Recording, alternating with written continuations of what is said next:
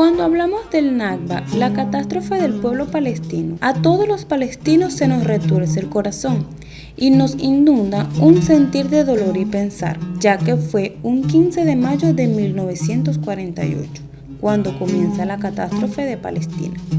Fue en esta fecha, hace 68 años, que se declaró el nacimiento del Estado de Israel, sobre un suelo habitado sobre su población autóctona, los árabes palestinos.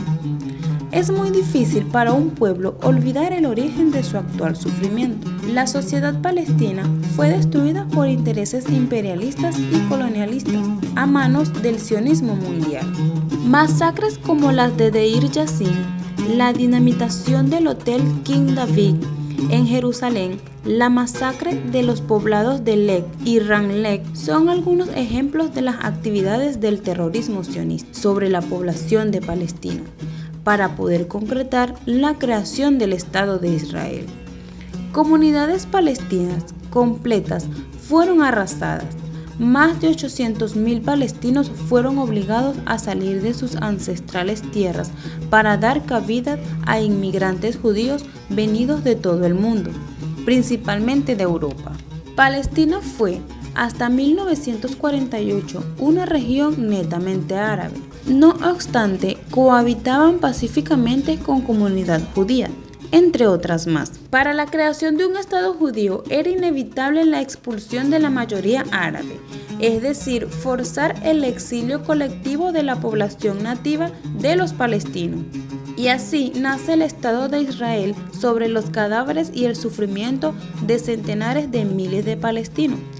En 1967, el Estado sionista colonial de Israel termina de ocupar el resto del territorio palestino, Cisjordania, la Franja de Gaza y Jerusalén. Con esta nueva ofensiva, aplicando los asesinatos y el terror, Israel expulsa a más de miles de palestinos y confisca sus cosas y tierras. Al comienzo de los años 70, comienza el plan del robo de las tierras de los campesinos y la construcción de las colonias o asentamientos judíos en las colonias de Cisjordania, Jerusalén y Gaza. En respuesta a la confiscación de sus tierras, el día 30 de marzo de 1976, los palestinos salieron a la calle como protesta al robo de sus tierras. Este día fue un día sangriento en la historia de Israel. Las balas del ejército de la ocupación cegaron la vida de 13 palestinos y decenas de heridos. El 30 de marzo se convirtió en el Día de la Tierra Palestina. Nuestro pueblo lo conmemora como un día de lucha en defensa de nuestra tierra.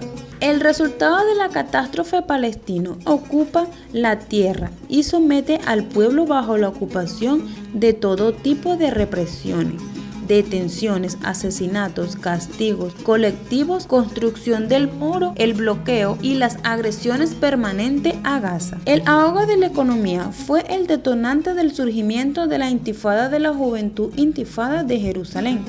Los jóvenes palestinos se lanzaron a las calles contra la ocupación y sus colonos con una voluntad inquebrantable de seguir la batalla de la liberación con sus cuerpos y la voz de sus gargantas, contra las balas y la voz de las armas, de la fuerza, de la ocupación y sus colonos. Desde el 1 de octubre del pasado año, el Estado de Israel asesinaron y ejecutaron a más de 220 palestinos, gran mayoría de ellos jóvenes y niños, más de 13.000 heridos y más de 3.000 detenidos. Hoy en día de la tierra palestina, nuestros jóvenes en los campos de refugiados y en las diásporas están decididos a continuar la lucha, la intifada, hasta expulsar al ocupante y obligarlo a reconocer los derechos no alineables.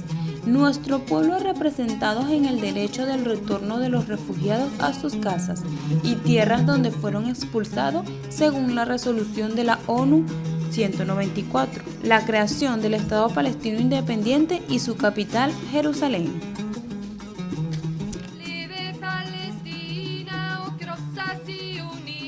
Piedras contra balas, en solidaridad con Palestina. ¡A la intifada! Las artes unidas para derrotar al imperialismo.